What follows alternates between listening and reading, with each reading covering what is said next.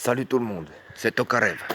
Aujourd'hui, on se retrouve pour une nouvelle expérience qui cette fois n'est pas banale, car nous allons visiter une maison, mais pas n'importe quelle maison. La maison du prêtre fou. En fait, je vais vous raconter l'histoire. Alors, d'après les anciens, il y a un prêtre qui a... Excusez-moi. D'après les anciens, un prêtre habitait là-dedans. Et en fait, ce prêtre, eh ben, il faisait des choses un peu étranges. Je dirais même des choses sataniques. Donc, nous sommes dans la maison. Alors, ce prêtre vivait seul, mais pourtant,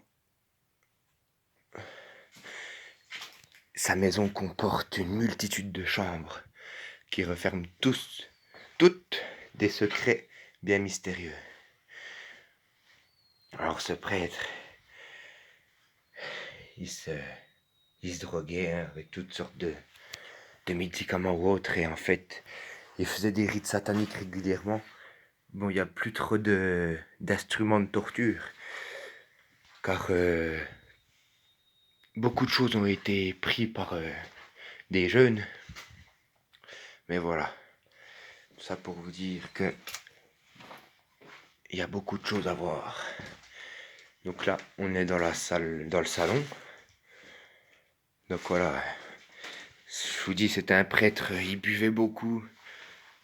Il buvait, il se droguait avec tout ce qu'il avait. Et après ça, eh ben, il kidnappait des gens, que ce soit des gosses, des femmes, des hommes, tout le monde. Il kidnappait tout le monde. Et après, il les enfermait dans des chambres pour faire des rites sataniques. Satanas. Ah. Ouais. Ah ben on a une photo de lui, mais je vais la montrer vite fait. Ah. Donc, ça c'était sa super canne. Encore un de ses objets de torture. Il devait les attacher autour d'une tête et puis visser. Enfin, c'était pas que des rites sataniques. Il faisait toutes sortes d'expériences un peu farfelues. Donc ça, c'est son bureau. Donc, pareil, c'est le bordel, hein, parce que je vous raconterai la suite de l'histoire quand on sera dans la pièce en question, mais c'est pas Jojo. Parce que bien sûr, à force de kidnapper des gens, il s'est fait voir. Et bien sûr, il y en a qui n'ont pas été très contents. Alors tout le monde le traitait de sorcier, de malade mental, enfin voilà. Donc là, on a une pièce où c'est qu'il devait enfermer des gens. Donc ça fait déjà une chambre de 2 places. Les toilettes. Et oui. Encore une chambre. Alors que je vous répète, il vivait seul. Il était complètement seul. Mais surtout complètement fou. Bon, ça m'en donne la chair de poule. Donc là, des petites toilettes pas piquées d'hameçon. Regardez, il faisait des... Ah, je vais pas toucher ça, je vais être satanasisé. Mais... Oh, pied merde. En fait, il mettait de la poudre de perlimpinpin comme ça. Hop. Et puis là, après, avec la poudre, il achetait, il faisait des flammes et ça invoquait les démons. On commence par... Donc là, c'était le rez-de-chaussée. Soit on va à la cave ou soit au-dessus. Ouais, on va aller au-dessus vite fait. Non, on va aller en dessous. Donc là, ces autres vivaient au-dessus, mais lui vivait dans sa cave. Regardez tous ces cadavres d'alcool. Et oui, c'était vraiment un alcoolique. Des réserves de nourriture, de boissons, de tout. Alors ça, j'imagine que c'est sa voiture de feu, pour faire rentrer les gens dedans. Très belle voiture au passage. Regardez ça, un coffre-fort. Un coffre-fort bel et bien en chair et en os. Donc là-dedans, je sais pas ce qu'il cachait, mais moi je pense que c'était des petites fioles d'expérience. Enfin des trucs pas très rabotants. Oh, tiens, de l'alcool. Pas encore ouvert. Ça date de 2007, date de péremption 2007. Alors on peut imaginer que ça date d'il y a bien longtemps. Enfin bon. Donc voilà, comme je vous disais, ce vieux, il a eu une mort plutôt pas terrible, parce que une fois qu'il kidnappait tout son monde là, ça a bien duré. Il a fait ça sur 2 ans si mes souvenirs sont bons.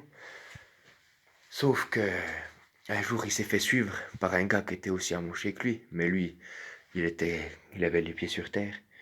Alors il est venu chez lui, il est rentré en pleine nuit. Et qu'est-ce qu'il a fait? Eh bien vous allez voir dans quelques instants. Donc là, on peut voir, ça c'était son côté chez lui. Ah, ça devait être un truc de torture, je pense. Donc là, on va dans sa cuisine. Alors dans sa cuisine, voilà quoi. Eh ben, ce qui s'est passé, c'est que quelqu'un a foutu le feu à sa cuisine. Donc tout a cramé ici dans cette pièce.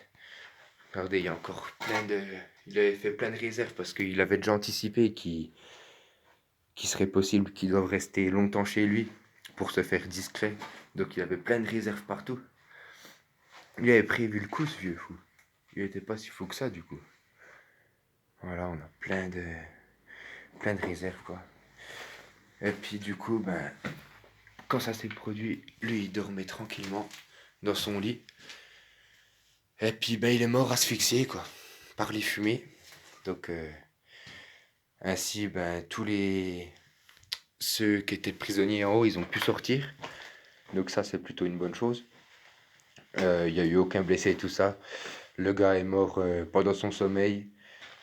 Et puis voilà quoi, du coup tout le monde a été libéré, ils sont sous le choc, ils ont dû aller voir un psy. Il y en a même 2 qui se sont suicidés suite à ça. Je pense que c'est à cause des rites sataniques, parce que ça devait pas être bien folichon. Enfin voilà. Donc ouais, lui il faisait sa petite vie dans ce genre de cave. Pendant qu'au rez-de-chaussée, c'était les autres qui occupaient. Regardez, il avait plein d'instruments tout partout. Parce qu'il faut savoir qu'ils étaient ligotés, les victimes qu'il avait. Mais par précaution, il cachait des armes partout. Il était prêt à s'en servir. Il en mettait une à chaque étage, à chaque pièce. Si on regarde bien, il y a toujours une arme. Enfin voilà. C'était la petite maison hantée. Enfin hantée. Elle n'est pas si hantée que ça. Mais... Et puis là-haut, c'est le grenier. Donc c'est là qui stockait toutes ces expériences. On voit encore des bocaux avec des organes dedans. Voilà, un bout d'un appareil qui, je pense, a dû lui servir à faire des trucs. Enfin bon.